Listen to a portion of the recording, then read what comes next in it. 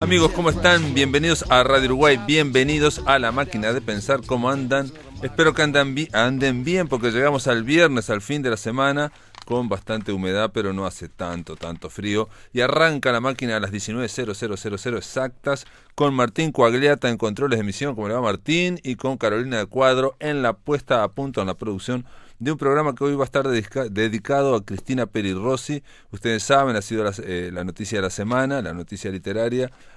Aceptó vía virtualmente, obviamente, desde su casa allá en Barcelona, aceptó el premio José Donoso 2019. Y bueno, vamos a presentar aquí la entrevista que le hizo en Barcelona Néstor Sanguinetti, el profesor Néstor Sanguinetti, a Cristina Peri Rossi. Vamos a oírla. Esta entrevista también fue publicada en el semanario Brecha la semana pasada, pero Néstor Sanguinetti tuvo la gentileza de cedernos y para que ustedes puedan oír ya mismo. Bueno, querida, ¿cómo le presentarías a los lectores uruguayos esta nueva novela que vas a publicar? Diría que es una novela cuyo título, La insumisa. La insumisa, encierra un poco el proyecto de la novela y la realización. El proyecto era contar aquellas anécdotas, aquellos episodios de mi vida que fueron formando el deseo de ser una mujer independiente, escritora, y de llevar a cabo aquellas tareas que podían alejarme del prototipo de mujer sumisa, obediente, inhibida por las reglas sociales. De manera que cuando iba escribiendo la novela, tenía que elegir aquellas anécdotas, aquellos episodios que por un lado contaban mi biografía, pero por otro lado podían ser también la historia sociológica del feminismo en Montevideo, mucho antes de que hubiera un partido feminista o esta eclosión de los últimos años del feminismo. Por supuesto que no es un libro de teoría, es un libro esencialmente narrativo. Y creo que es la primera vez que escribo un libro de narrativa en lo que todo lo que cuento es real y no imaginario, aunque haya un viaje, el viaje de mis bisabuelos, imaginario que reconstruyo a partir de los pocos datos que tengo.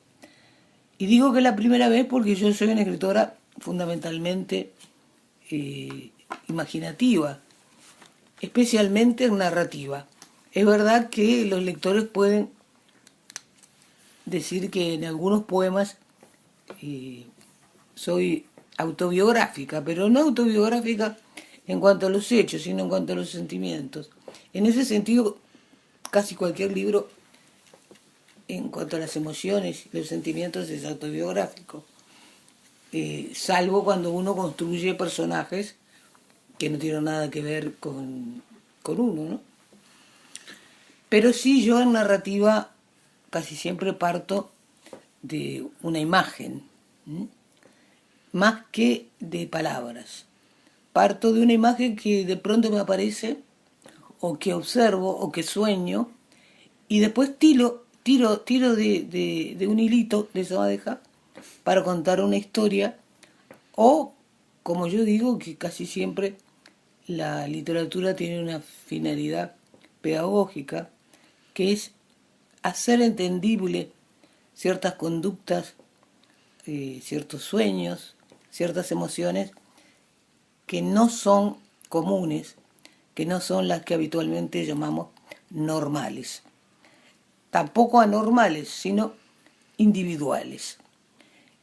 Y esta novela también tiene el mismo objetivo, porque no todas las niñas han tenido esa insumisión frente a lo establecido. Doy un ejemplo, es decir, a mí había que explicarme por qué en verano tenía que usar zapatos blancos y no negros, no encontraba una razón. Según mi madre, le atormenté toda la infancia con el famoso ¿por qué? Un por qué venía detrás de otro. Y entonces mi madre, que era muy dulce, terminaba diciéndome, mira, ¿por qué es así? Y claro, entonces le venía el siguiente, ¿y por qué es así? ¿No? Es decir, que no... A los niños nos cuesta mucho entender el mundo. Para un niño es completamente las leyes. ¿Por qué, por ejemplo, no me puedo casar con mi hermano? ¿No? ¿Cómo se le explica a un niño por qué no se puede casar? No puede casarse con su hermana. A lo mejor los niños habitualmente no se lo plantean, pero algunos sí.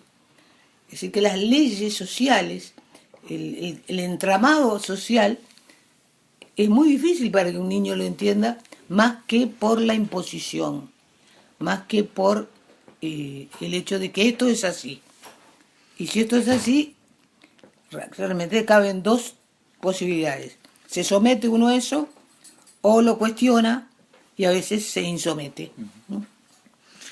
Dijiste, a los niños nos cuesta mucho comprender Sí. eso. ¿Seguís siendo esa niña insumisa entonces? Creo que sí, que en el fondo esa parte de cuestionarse las cosas como son y sobre todo la curiosidad que despierta que sean así es lo que me hace seguir amando la escritura, porque todos los días hay cosas que no termino de entender por qué son así. Y mientras haya curiosidad, yo creo que habrá literatura, porque es uno de los estímulos para preguntarse cosas y sobre todo para tratar de entender cosas que no tienen que ver con uno. Mucha gente ingenuamente cree que la literatura habla de uno mismo. No, la literatura habla de cualquiera. A mí me puede interesar enormemente el comportamiento de una persona que no tiene absolutamente nada que ver conmigo y tratar de entenderlo, por lo menos mientras lo escribo, lo cual no quiere decir que me identifique con ellos, sino solamente en el momento de escribir, ¿no? Y en esta novela ocurre que me tengo que identificar porque es así. Yo fui esa niña y yo fui esa adolescente a quien cuando se le dijo que era normal en la adolescencia no entendía qué quería decir anormal, porque para un niño y un adolescente las normas son siempre imposiciones del exterior, ¿no? Por lo tanto tienen que estar muy bien explicadas y muy bien desarrolladas su necesidad social y su necesidad de no transgredirlas. Cuando se habla de mí como una escritora transgresora, yo siempre contesto lo mismo. Nunca cruzo en rojo. Nunca cruzo en amarillo. No sé conducir, por lo tanto no puedo desacatar las normas pequeñas. Ahora, las otras normas, las que me parecen que no pasa nada si se desacatan, sí, con ellas no siento respeto, ¿no? Ningún respeto. Justamente eso te iba a preguntar, si la insumisión tiene que ver con la transgresión, en este caso. ¿Vos? Sí, yo no me he sentido una transgresora. Ese calificativo me lo han dado desde afuera. Porque lo que uno siente, si lo siente verdaderamente,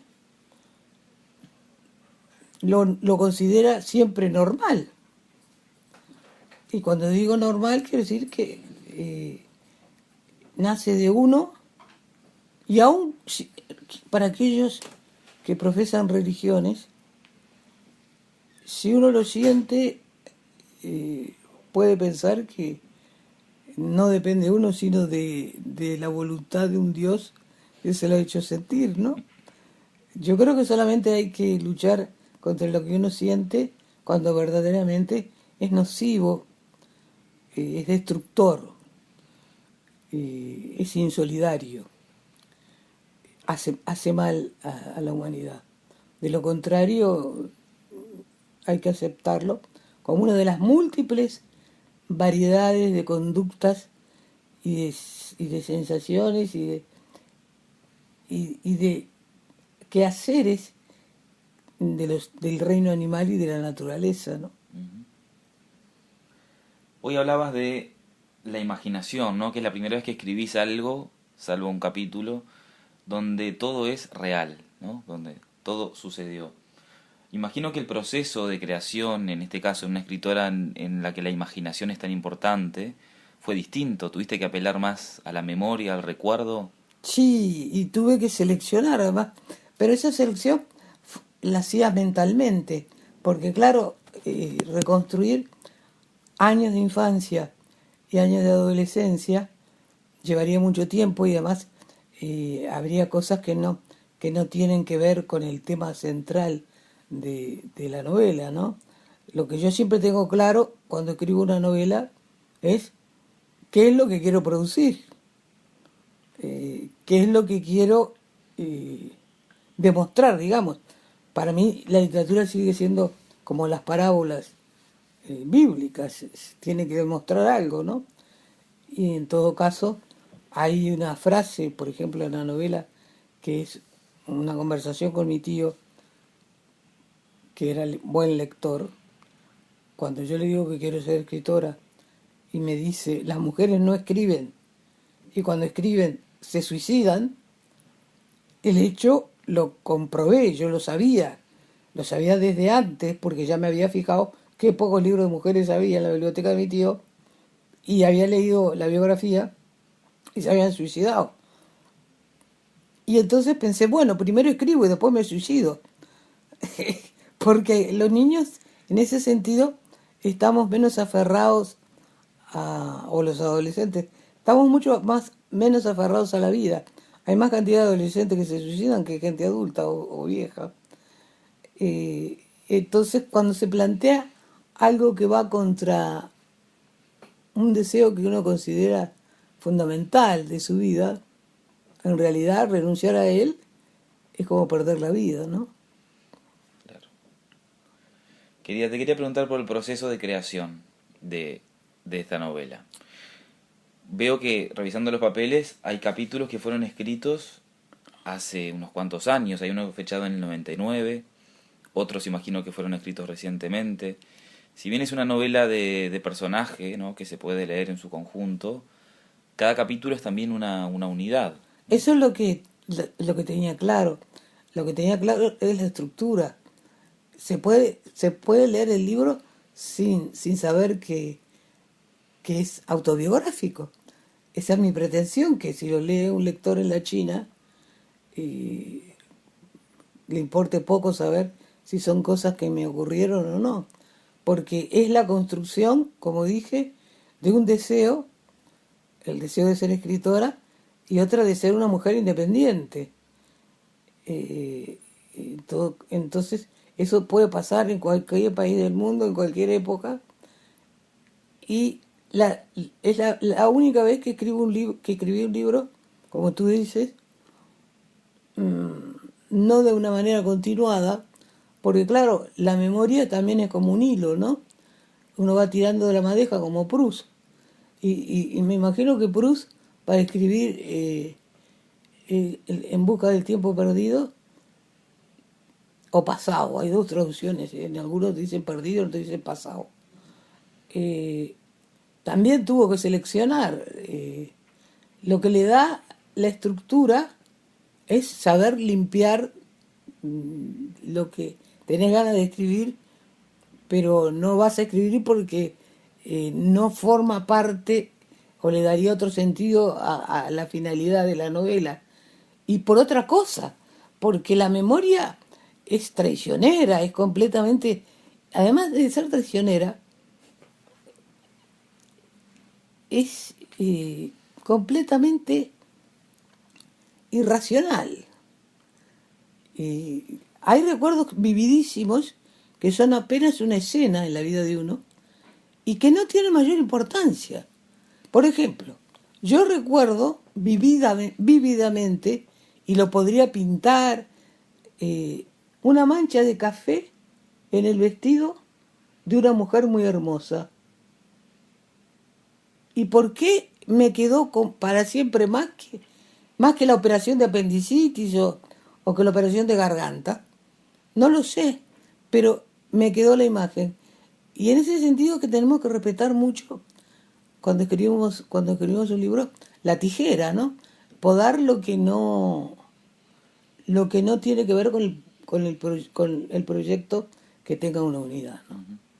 Sí, eso es algo que caracteriza mucho tu narrativa, ¿no? Que siempre las novelas están bien orquestadas, ¿no? La estructura me parece fundamental, pero la estructura, por otro lado, no es algo que yo piense antes. Yo siempre aclaro que yo no soy una escritora con plan previo. El plan es, yo diría que se forma en el inconsciente. Si yo no tengo curiosidad por saber qué es lo que voy a escribir, no escribo. Pero esa curiosidad no depende del azar. Me imagino que se está formando en mi imaginario, se está formando el libro, aunque yo no me dé cuenta. ¿Mm? Entonces, de pronto me sorprende que estoy recordando algo que podría ir en el libro, porque tiene que ver con el proyecto general. Pero no es que esté pensando en el libro. Al contrario, a mí me pone completamente nerviosa si sé qué es lo que voy a escribir. Si sé si conozco el principio, el desarrollo y el desenlace, ahí me pongo nerviosa. Porque entonces tengo que cumplir con un proyecto que no sé todavía cuál es su finalidad. Por tanto, dejo que trabaje, tengo una confianza infinita en que hay una especie de telaraño. Borges decía que los libros estaban escritos, como decía Platón, en la caverna, ¿no? En otra parte, y yo a veces siento que sí. Y el ejemplo lo tengo en que yo prácticamente no sé ningún poema mío de memoria. Creo que el único que sé es el que dice: Dios está dormido y en sueño balbucea. Somos las palabras, y ahí me corto, ya no lo sé. Somos las palabras y se me acabó. Ahora, si alguien lo lee y se equivoca en una palabra, enseguida sé cuál es la palabra que va. Porque no hay que olvidarse que yo soy poeta. Los poetas yo creo que tenemos un oído muy particular para la lengua. Por eso a mí me cuesta muchísimo hablar cualquier lengua que no sea el castellano. Incluso las lenguas que he traducido. Adoro el italiano, pero escucharme hablar en italiano es para huir. Esa sensibilidad musical que yo la llamo, a mí me gusta muchísimo la música y estudié música, yo creo que es la que también guía al poeta. Y entonces se produce como una especie de melodía que hace que una palabra sea esa y no otra, ¿no? Yo creo que un poema es bueno cuando no se puede agregarle ni quitarle ninguna palabra, ni tampoco cambiarla por otra. Y es tan así que yo prácticamente no corrijo. Porque o sale a la primera o desisto. No tendría paciencia de corregir. Y cuando tengo que corregir, lisa y llanamente lo abandono. Porque confío en esa música interior que me lleva a la palabra justa, a la que va, ¿no? Amigos, continuamos escuchando la entrevista que le hizo Néstor Sanguinetti a Cristina Peri Rossi sobre su libro, su novela autobiográfica, La Insumisa. Cuando empezaste este proyecto o cuando empezaste a armar la novela, ¿no sabías que terminaba con Nena Querida o sí sabías? Porque ese punto final está muy bien puesto. No lo sabía, no lo sabía. No, porque es como una malla que tiene muchos agujeros que se van llenando, y algunos he tenido que renunciar a muchas cosas que aparecieron como recuerdos y que no iban con el conjunto, porque ese conjunto flotaba para mí idílicamente, idealizado, y entonces no iba. Entonces no podía. Si sabías que Nena Querida iba a ser la última. No, el último lo capítulo. que sí sé es que de Nena Querida es que ha sido un libro emblemático para mí. Nena Querida lo leí cuando tenía, yo qué sé, que tendría 14, 15 años. Estaba en la biblioteca de mi tío, por un autor que se llamaba William Saroyan. Pero como yo estaba dispuesta a leerme todo lo que había, porque suponía que evidentemente había que leerse todos los libros, encontré un libro llamado Nena Querida, de relatos, de un tal William Saroyan, editado además con una portada en acuarela, me parece que es, o a plumilla, no lo sé bien, y leí el primer relato. El primer relato se llama Nena Querida y me conmovió. Me conmovió tanto como la música. Yo creo que en mi sensibilidad, por lo menos, la música es lo primero. La imagen es lo segundo. Y eso es porque provocan emociones. Y la historia me conmovió muchísimo. Me subyugó la historia. Me pareció más. Pero esto es aparte. El juicio literario es aparte. A veces yo lo he hecho leer y la gente lo considera sentimentaloide, demasiado emotivo, y yo lo considero perfecto, un cuento perfecto. Y además me parece una prueba casi psiquiátrica, o psicológica, vamos a decirlo, de la sensibilidad de las personas. El que no tiembla y no se emociona con ese cuento, no me fío mucho de esa persona, porque quiere decir que no se conmueve ante los sentimientos más delicados y más trágicos a la vez, ¿no? Y estaba tan enamorada de ese cuento y de la dedicatoria, además. El libro lo dedicó William Saroyan a su esposa. Una esposa con la que tuvo algunos conflictos. Creo que se casó un par de veces con ella porque se divorció y se volvió a casar con la misma. Y la dedicatoria es preciosa. Le dice que le dedica el libro a ella para que tenga una idea de lo que él era antes de conocerla. Me parece de una delicadeza tremenda. O sea, no te voy a contar quién era, te lo cuento, lee el libro y te vas a dar cuenta cómo era. Sobre todo, te vas a dar cuenta de cómo siento y cuáles son las cosas que me importan, ¿no? Ujú. Y siempre decía haber sido yo la que hubiera escrito esa dedicatoria. He escrito algunas veces sobre Saroyan, un escritor que era muy conocido en los años 40, llegó hasta Hollywood y por supuesto que en Hollywood fracasó, y como Faulkner, como otros, y vivió bastantes años y siguió escribiendo esas historias aparentemente insignificantes y que no tienen grandes personajes, pero recogen esas emociones pequeñas, de las que no son grandes dramas, pero que a veces nos hacen sufrir como los grandes dramas. Y ese libro lo perdí cuando me exilié, perdí toda mi biblioteca, que fue uno de los dolores más grandes. Pero, y en España no se conocía. En España no estaba ni editado, ni vuelto a editar. Y se llama Nena Querida el libro. Y nena es una palabra que aquí, por lo menos en Cataluña, y creo que en el resto de España, es tomada por sensiblera. Ya sabemos que los godos son más recios que los sudacas, y entonces para los godos decirle nena a alguien no tiene esa connotación tierna que tiene para los sudacas, aunque a veces es despectiva también, ¿no? Pero yo estoy pensando en el lado que usó Saroyan, ¿no? Que es el de la ternura.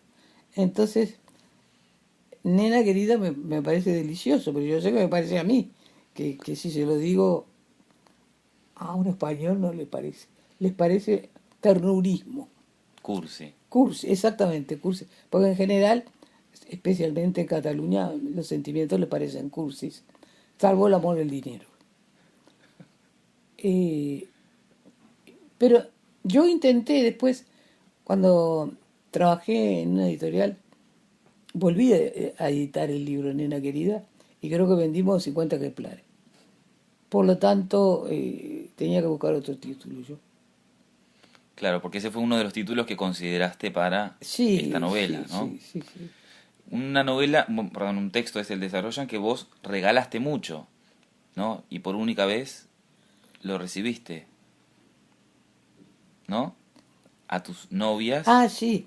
Yo lo regalé. Lo compraba cada rato para. Cuando me gustaba una mujer, porque me parecía un libro especialmente adecuado para la sensibilidad femenina. Porque es el libro del amor hacia una mujer, ¿no? Fíjate que las grandes novelas, Madame Bovary, La Regenta, hasta cierto punto ridiculizan a las mujeres, porque somos sentimentales. Y en este caso, de este libro, de este cuento, es todo lo contrario. Es decir, se habla del amor de un hombre hacia una mujer, en ese relato. Eh, en el tango pasa lo mismo, siempre el hombre es el que se enamora, pero además la mujer es una casquivana que lo deja, ¿no? Y yo lo regalé en Montevideo varias veces, aquí en España no estaba, hasta que un día una amiga mía, una muchacha joven, que además era una especie de alumna mía, y vino sorpresivamente con un ejemplar de Nena Querida, y que además estaba firmado por mí, creo. Lo cual me demostró que mi madre efectivamente me había hecho un envío de algunos de mis libros, pero que por las por los por las habituales triquiñuelas y del correo, evidentemente se dieron cuenta de que era el libro y lo pusieron a la venta en librería de viejo. Ahora que hablas de tu madre, es una figura que aparece mucho en la novela, ¿no? Igual que tu padre, ¿no? Los dos Sí, están muy presentes. ¿Te animarías a resumir o contar algo con respecto a estas figuras? yo creo que en cualquier historia personal, el padre y la madre ocupan un lugar muy, muy, muy importante. Para los niños, cuando uno es pequeño, el padre y la madre es lo más importante, aunque en esta novela eh, yo le propongo a otro matrimonio que fueran los míos, ¿no? Evidentemente los míos no me gustaban mucho, ¿no? Eh, pero yo era más feliz con los otros, ¿no? Eh, que eran parientes míos, por otro lado. Yo creo que sí, que fueron figuras que me marcaron muchísimo, tanto mi padre como mi madre, tanto como mi tío también. Y por supuesto que para el proyecto que se cumple, para mi proyecto de novela, eran fundamentales. Se podría decir que no aparece un personaje positivo, ¿no? Que tengo una deuda con una tía mía y he pensado que quizás habría que haber agregado un capítulo, pero para la coherencia del libro basta con mi padre, mi madre y mi tío y algunas amigas que aparecen, sobre todo en el liceo, ¿no? Y los tíos de Casupá. Y los tíos la parte digamos, de afecto y de ternura, preferí darla en Casupá. Ujú. Bueno, ¿y qué destacarías de eso de Casupá, para los que no conocen la Para novela? mí Casupá fue como, yo creo que en la vida de los niños, quizás idealizados, hay episodios que la memoria se encarga de marcar muy bien, quizás por contraste a los otros, ¿no?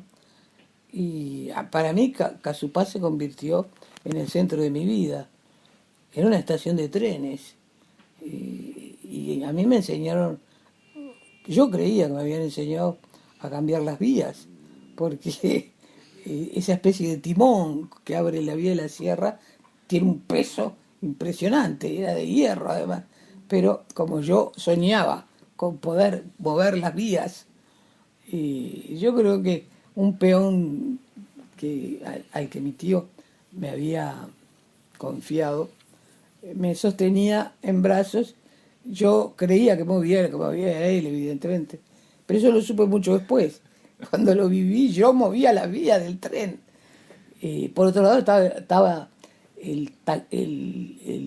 ¿cómo se llama esto? Lo del código Morse. Taquígrafo. El taquígrafo. El taquígrafo era un aparato maravilloso. Por otra parte, como todo era inglés, los objetos eran de oro. O sea que eran hermosos.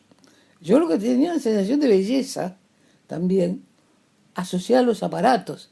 Los tickets para que yo vendía, me había puesto un banquito, mi tío me había puesto un banquito y yo era la que expendía los billetes. Y lo expendía porque sabía la combinación de colores. Si me decía que quería ir a Nico Pérez, yo sabía cuál era. Si me decía que quería ir a Rocha, yo sabía cuál era.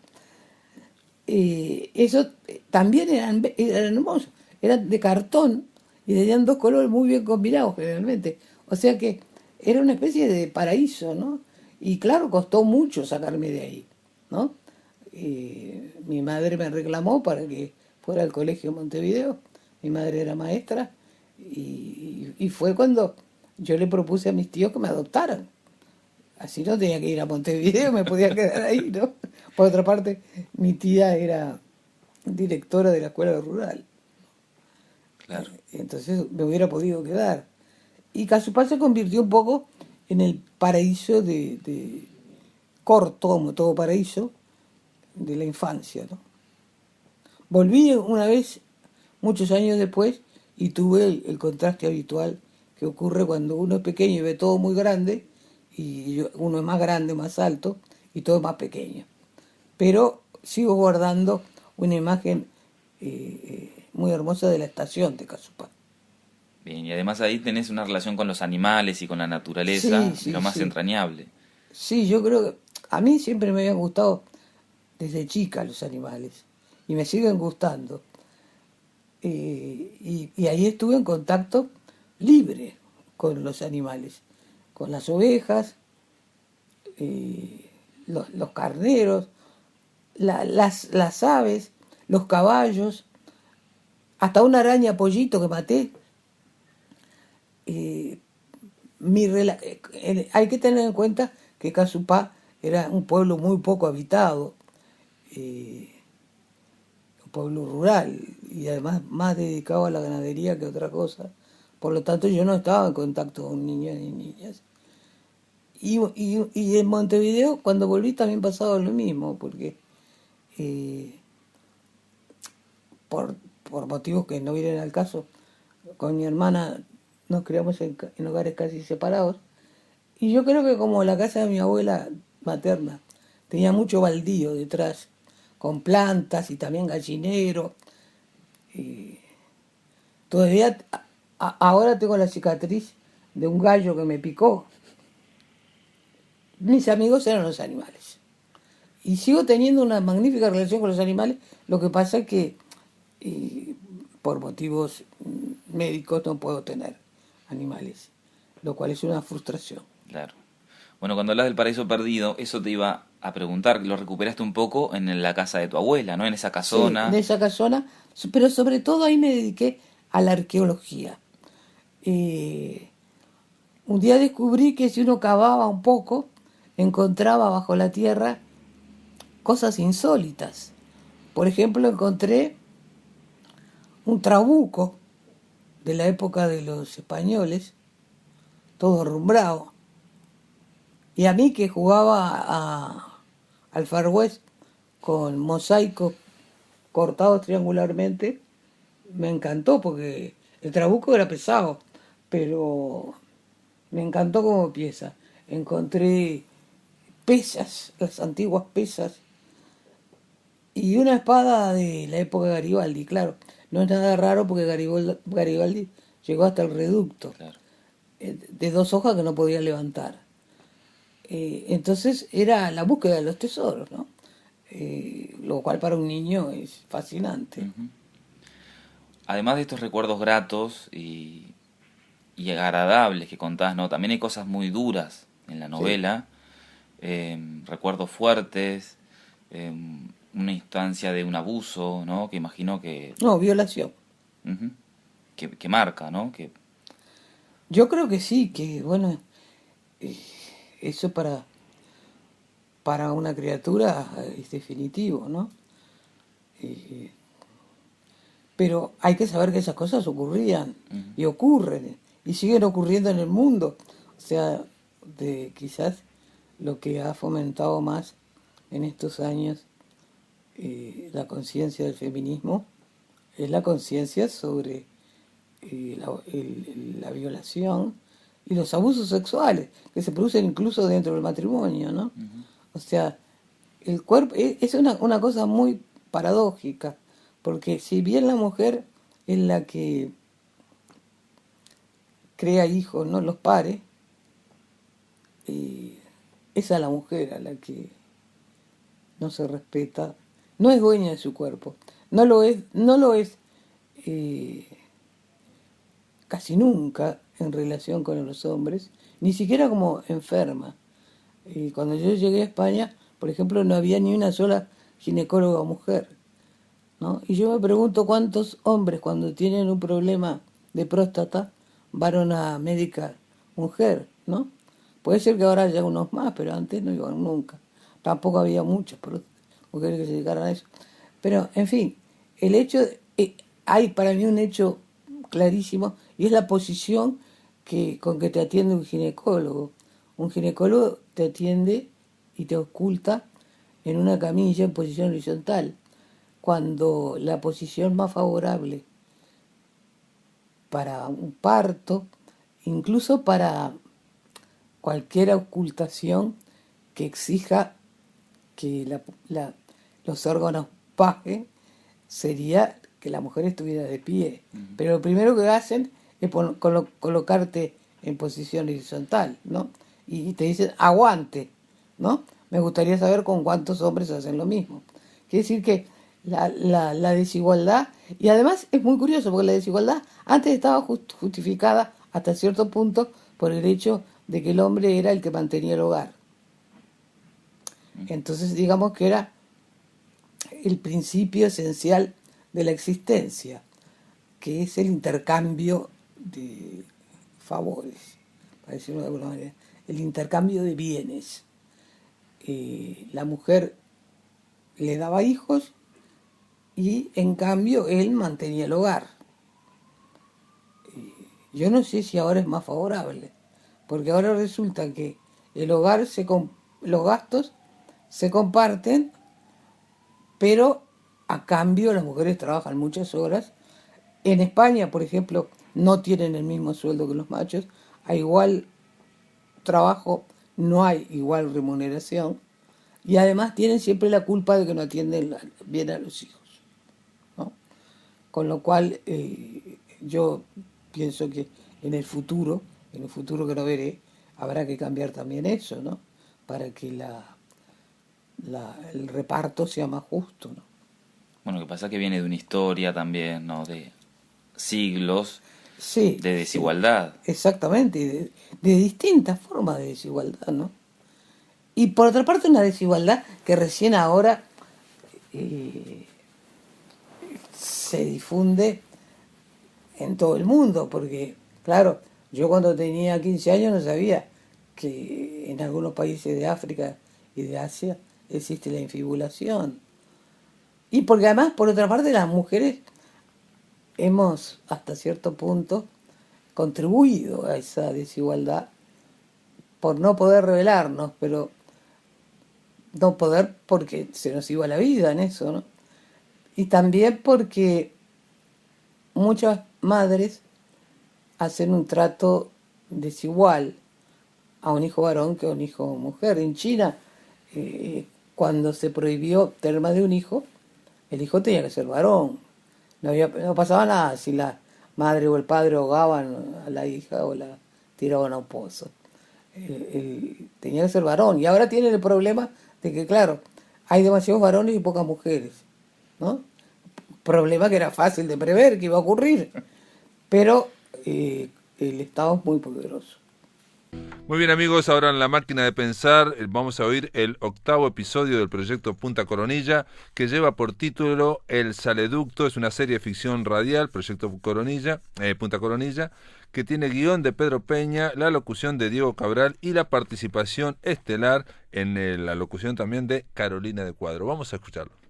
Bienvenidos a Punta Coronilla.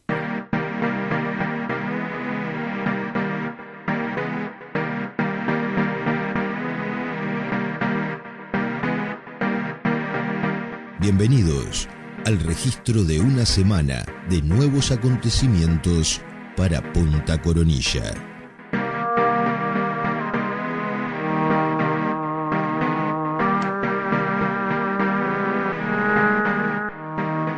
Comenzaremos confirmando que, finalmente, el nombre más votado para la conmemoración de la expedición a los bosques circundantes será el de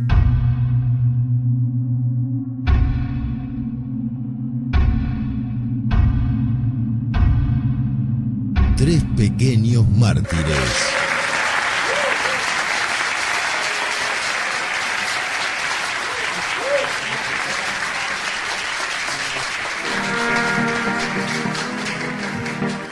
Como se argumentó en su momento, este nombre cierra definitivamente el debate acerca de la cantidad de los niños que desafortunadamente han sido extraviados en esta ocasión. Ni 6, ni 8, ni otros números que se manejan irresponsablemente por parte de personas inescrupulosas. Solo 3. Repetimos, solo 3. En otro orden, el manicomio central de Punta Coronilla ha sido noticia también esta semana. Hablábamos anteriormente con la directora del ala femenina y ahora hemos creído conveniente verificar lo que sucede en el área masculina. Recordarán nuestros escuchas que hace algunas semanas hubo un intento de frustradas elecciones en el manicomio central.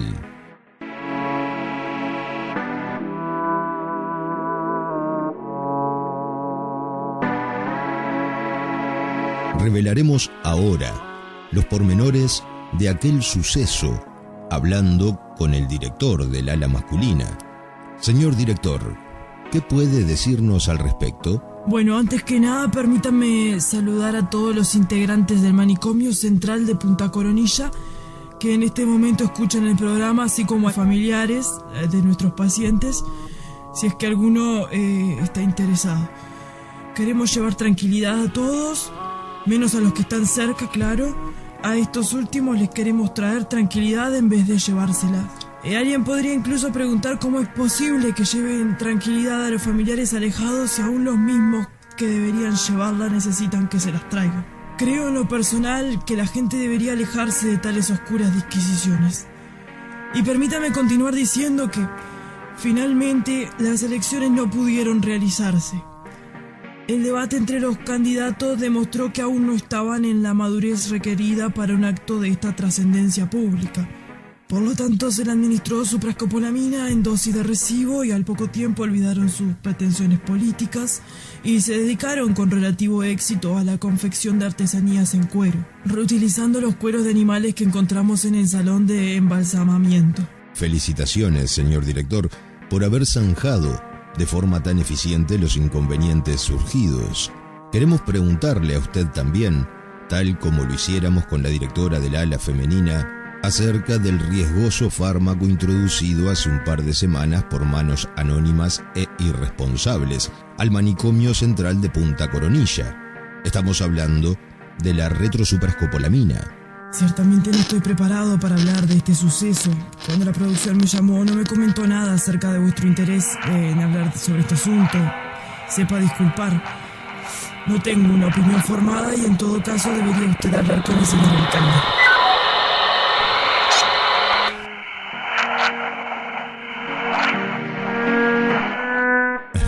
Bien, estamos ahora a punto de presentarles una nueva firma comercial que pretenderá aportar sus fondos a nuestro programa con el fin de que la información responsable y medida continúe llegando a vuestros hogares por las noches. Tenemos aquí a la presidenta de la Salinera Central de Punta Coronilla. ¿Cómo está usted, presidenta? Muchas gracias por la invitación. Antes que nada, queremos agradecerle tanto al señor alcalde como a la señora Maciel, como a su hija, la presidenta de la Comisión Investigadora de las Pequeñas Criaturas que Vienen del Mar, la confianza depositada en nuestra fábrica para la extracción de sal de la costa este de Punta Coronilla. Nuestra industria queda precisamente a un costado del territorio cercado. A propósito, permítame preguntarle, como todo periodista sin rehuir a su responsabilidad debe hacer, ¿cómo es que su fábrica se maneja para penetrar en el territorio cercado y llegar a la costa a través de él y, desde allí, obtener la sal para nuestros alimentos y los de otros innumerables compradores? ¿Y cómo es el estado de esta sal? ¿Estamos hablando realmente de un producto limpio? Le agradezco la pregunta, señor conductor. La respuesta es muy sencilla. Ingresamos al territorio cercado mediante un sistema de tubos que extendimos en soportes aéreos y otros tantos por debajo de la tierra. Así hemos podido extraer y procesar la sal del mar. Cierto es que el territorio cercado no ofrecía el mejor lugar para instalar nuestra industria, pero las disposiciones legales nos impedían hacerlo. Por lo tanto, hemos sorteado con un enorme esfuerzo financiero y técnico todo contacto físico con el territorio cercado. Cavamos desde afuera de la cerca durante mucho tiempo, incluso sin que se supiera lo que estábamos haciendo, para mantener la tranquilidad de nuestros queridos vecinos. Pero gracias a la presencia de nuestros ingenieros Raúl y Jorge, hemos podido aclarar el proceso. Nos gustaría saber más acerca de Raúl y Jorge. Por supuesto. Es un derecho de la comunidad, ahora que ya su misión se ha completado. Tal vez ustedes los hayan visto merodeando el territorio cercado, o el manicomio central de Punta Coronilla, o tal vez introduciéndose furtivamente a los bosques circundantes, y que se hayan preguntado quiénes eran estas dos personas que afectaban así la paz de nuestra cotidianidad. Pues bien, en siguientes informes podré darles más detalles, puesto que para hacerlo será necesario consultarles. Quisiéramos preguntarle, por último, y abusando de su generosidad, ¿qué hay de cierto en el rumor de que a veces, y solo a veces, en el saleducto se han encontrado vestigios de extrañas y pequeñas criaturas, muy similares a las descriptas por aquellos que han hecho descripciones de las pequeñas criaturas que vienen del mar? Es decir, ¿es posible que hayan quedado algunas de estas pequeñas criaturas atascadas en el saleducto? Comprenderá usted, señor conductor de este noticiero, que hay informaciones cuya reserva nos impide explayarnos sobre ellas. Por lo tanto, creo que los esfuerzos financieros de nuestra industria por participar de este programa nos exoneran de mayores explicaciones, tal como hemos acordado con el señor alcalde y otras autoridades de Punta Coronilla. La sola mención a este punto es suficiente para que tanto nosotros como los oyentes nos quedemos en la más absoluta tranquilidad de que las cosas han sido bien hechas. Agradecemos su disposición para esta entrevista.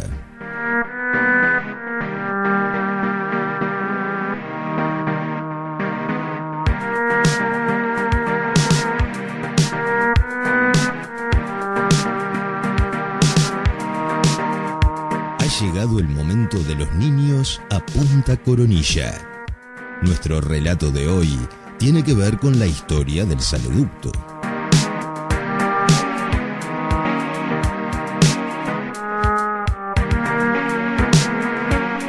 Hace mucho tiempo, en el territorio cercado, cuando aún no estaba cercado, el mar arrojaba en la arena de aquel lugar grandes bloques cristalizados, casi transparentes, de un gusto delicioso. Los habitantes nativos no conocían aquellas formas y estructuras cristalizadas. Por lo tanto, durante mucho tiempo se mantuvieron alejados de ellas. A pesar de que todos los días había formas nuevas, la curiosidad natural de aquellos nativos no lograba vencer su prudencia.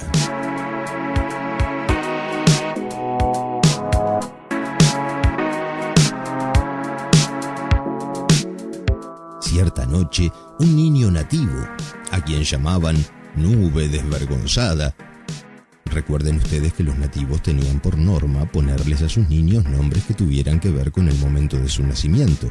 Pues bien, no hace falta aclarar que Nube Desvergonzada había nacido justo uno de esos días en el que surcan el cielo nubes con formas de las que, bueno, mejor no hablar, por prudencia moral. Decíamos que Nube Desvergonzada, desatendiendo todos los consejos y normas de su clan, llegó hasta uno de estos bloques y, por probar si resistiría un golpe, le propinó uno con una piedra que portaba siempre consigo. El bloque se hizo añicos delante de él y el cristal se desgranó. Con la confianza de que aquello no era indestructible y de que tampoco era explosivo, Nube Desvergonzada tomó uno de los pequeños restos del bloque y lo llevó a su casa, sin imaginar, sin siquiera intuir, que con ello estaba llevando la maldición del bloque de sal.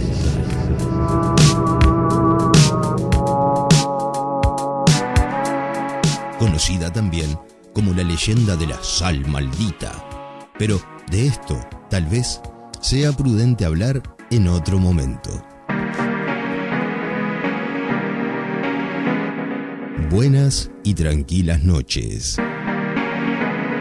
niños y habitantes todos de Punta Coronilla. Este fue el 8º episodio del proyecto Punta Coronilla, una serie de ficción radial hecha, realizada en San José, con guión de Pedro Peña. Amigos, así terminamos la semana en La Máquina de Pensar. El lunes continuamos aquí a través de Radio Uruguay y a través de emisora del Sur, a partir de las 19 horas. Que lo pasen muy bien.